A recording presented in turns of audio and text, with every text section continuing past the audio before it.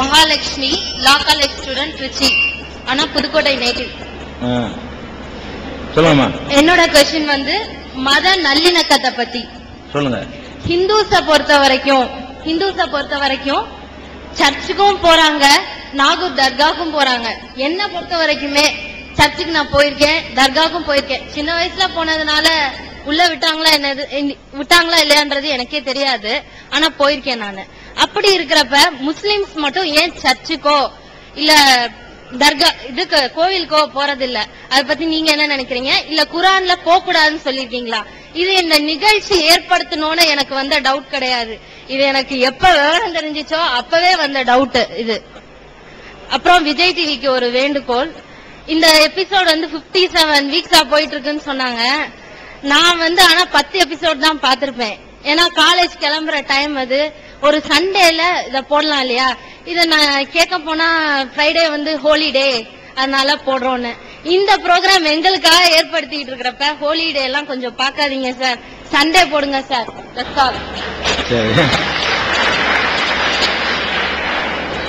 அதாவது அந்த ஹோலிடேங்கிற காரணம்லாம் கிடையாது. சண்டையில 2 மடங்கு கட்டணும். வெள்ளிக்கிழமை எவ்வளவு பணம் கட்டணுமோ அது டபுளா கட்டினா தான் சண்டையில போட முடியும். வழங்குதா? அன்றைக்கு வந்து எல்லா நிகழ்ச்சிகளுக்குமே ரேட் அதிகம். அதனாலதான் வெள்ளி தேர்ந்தெடுக்கப்பட்டுச்சே தவிர வேற ஒரு நோக்கம் கிடையாது. சரி, கேள்விக்கு வந்துருவோம். அவங்க என்ன கேள்வி கேட்கிறாங்கன்னா, முஸ்லீம்கள் வந்து நம்ம பார்த்த வரைக்கும் கோயிலுக்கு வந்து வழிபட மாட்டேங்கிறாங்க, சர்ச்சுக்கு வர மாட்டேங்கிறாங்க. இந்துக்களை பொறுத்த வரைக்கும் அவங்க கோயிலுக்கும் போறாங்க, சர்ச்சுக்கும் போறாங்க, தர்காவுக்கும் போறாங்க, பள்ளி வாசல்லையும் போய் கும்பிடுறாங்க. அப்ப ஏன் இது மாதிரி செய்ய மாட்டேங்கிறீங்க? செஞ்சா என்ன? செய்யக்கூடாதுன்னு உங்க மார்க்கத்தில் இருக்குதா அப்படின்னு சொல்லி கேட்டு மத நல்லிணக்கத்துக்குரிய கேள்வின்னு வர முதல்ல சொல்லிட்டாங்க. ஒரு விஷயத்தை நம்ம விளங்கிக்கிறனும், எந்த ஒரு மனிதனா இருந்தாலும் அவன் ஒரு கொள்கை ஏற்றுக்கொண்டான்னு சொன்னா அதை 100% நம்பணும். சும்மா வாயினால ஒன்றை ஏற்றுக்கொண்டதற்கு முரணாக அவன் நடக்கக்கூடாது. நடந்தான்னா அவன் நம்பலன்னு அர்த்தம். ஒன்றை நம்ம ஏற்றுக்கொண்டோம்னு சொன்னா அதுக்கு விசுவாசமாக, அதுக்கு நம்பிக்கைக்குரியவனாக ஒவ்வொருத்தனும் வாழணும் என்பது எல்லாரும் ஏற்றுக்கொண்ட உண்மை. இப்ப உதாரணமா திராவிட முன்னேற்ற கழகம் என்ற ஒரு கட்சியில இருக்கக்கூடியவர் இருக்கிறார்னு வச்சுக்கிறோம். அதிமுக ஒரு பொதுக்குழு கூட்டத்துக்கு போவார்? அவரு போக மாட்டார். ஒரு அதிமுகவில் இருக்கக்கூடியவர் வந்து திமுக வருவார்? வரமாட்டார். ஏன்னு கேட்டா அவர் ஒன்றை நம்புகிறார், அது சரி என்று நம்புகிறார். அவர் ஒன்றை சரி என்று நம்பும் பொழுது அவருடைய நம்பிக்கை பிரகாரம் இன்னொன்று சரி இல்லைன்னு ஆகுது. அப்படிங்கிற நேரத்தில் ஒரு பிடிப்போட ஒரு கொள்கையில் இருக்கணும். இது எல்லாரும் விரும்பக்கூடிய ஒரு தன்மை, நல்ல தன்மை. இது நம்ம என்ன நினைக்கிறோம்? நல்லிணக்கம் என்ற பெயரால எல்லாருமே நாம ஏமாத்திக்கிட்டு இருக்கிறோம். ஒருத்தர் எப்படி ஏமாத்துறோம்? இப்ப இஸ்லாம் சொல்லுது அகில உலகத்திற்கும் ஒரு கடவுள் சொல்லுது. ஒண்ணு, இத ஒருத்தன் நம்புறான். கடவுளுக்கு மனைவி இல்லைன்னு இஸ்லாம் சொல்லுது, அதை நம்புறான். கடவுளுக்கு புள்ள குட்டி இல்லைன்னு இஸ்லாம் சொல்லுது, அதை ஒருத்தன் நம்புறான். கடவுளுக்கு எந்த தேவையும் இல்லைன்னு இஸ்லாம் சொல்லுது, அதை நம்புறான். கடவுள் தூங்கவே மாட்டார் என்று இஸ்லாம் சொல்லுது, அதை நம்புறான். கடவுளுக்கு நோய் இல்லை, கடவுளுக்கு பலவீனம் இல்லை, கடவுளுக்கு முதுமை இல்லை, கடவுளுக்கு மறதி இல்லை, கடவுளுக்கு அசதி இல்லை, கடவுளுக்கு ஓய்வு இல்லை, இப்படியாக நிறைய இல்லை இருக்குது. நிறைய மனிதனுக்கு இருக்கிற பலவீனங்கள் எல்லாம் கடவுளுக்கு இல்லை அப்படின்னு நம்புறது இஸ்லாம்.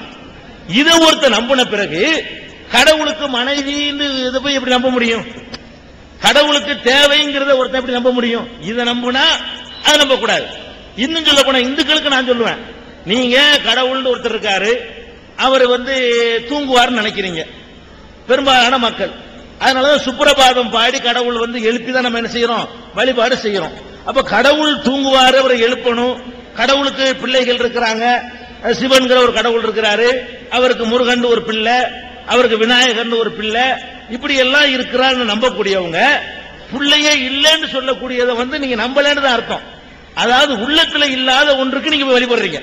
நீங்க உண்மையிலேயே நீங்க இதை நம்புனா ரெண்டு முரணானது. அதாவது ஒன்னு சூடுன்னா சூடுன்னு சொல்லணும், குளிர்னா குளிர். குளிரான சூடுன்னு சொல்ல முடியுமா? குளிரான சூடுன்னு சொல்ல முடியாது. அப்ப கடவுளுங்கிறவருக்கு நம்ம காணிக்க கொடுக்கணும், கடவுளுக்கு நம்ம பூஜை செய்யும் போது அந்த பூசாரிக்கு உள்ள தட்சணைகளை கொடுக்கணும். அதெல்லாம் கொடுத்தா தான் கடவுள் சந்தோஷப்படுவார்னு ஒரு மதம் சொல்லுது. அதெல்லாம் கொடுக்காதுன்னு இன்னொன்னு சொல்லுது. இதை நம்புனா அதை நம்ப முடியாது, அதை நம்புனா இதை நம்ப முடியாது. எந்த ஒரு கொள்கையிலையும் ஒரு பிடிப்பு இருக்கணும். இஸ்லாம் என்ன சொல்லுதுன்னு கேட்டா, ஒரு கடவுள் நம்புனீங்கன்னா ஒரு கடவுள் தான். ஒன்னொன்று நம்பின பிறகு இன்னொன்னுக்கு போனீங்கன்னா இதை நம்பலன்னு அர்த்தம். ஒரு நம்பிக்கை தான் ஒரு உள்ளத்துல ஒரு நேரத்தில் இருக்க முடியும். ஒரு நேரத்தில் முரண்பட்ட ரெண்டு நம்பிக்கை எந்த ஒரு உள்ளத்துல இருக்க முடியாது. அதனால இஸ்லாம் என்ன சொல்லுதுன்னா, இதுல உங்களுக்கு நம்பிக்கை இருந்தால் இதில் உறுதியாக இருங்கள், அதுல உங்களுக்கு நம்பிக்கை இருந்தால் அதுல உறுதியா இருங்கள். அப்ப இந்து மதத்தினுடைய கரெக்ட் நம்ம நினைச்சோம், அதுல உறுதியா இருந்து காட்டணும், அதான் நல்லது. அதுலதான் நம்பிக்கை வச்சுக்கிட்டு நம்பிக்கை இல்லாத ஒன்றை நம்ம ஏத்துக்கணும் அப்படிங்கிற மாதிரி வந்துருது. அதனால இஸ்லாம் என்ன சொல்லுதுன்னா, எந்த ஒன்றிலையும் பிடிப்போட உறுதியோட இருங்க. இதனால எல்லாம் நல்லிணக்கம் ஏற்படாது. எதனால? இவருடைய வழிபாட்டை போய் அவர் செஞ்சதுனால, அவர் வழிபாட்டை போய் இவர் செஞ்சதுனால எல்லாம் நல்லிணக்கங்கள் ஏற்படாது. எப்ப நல்லிணக்கம் ஏற்படும்? இவர்கள் கொள்கை இதுதான், இப்படிதான் இவங்க நடப்பாங்க, அதை நம்ம அங்கீகரிச்சுக்கிறோம்.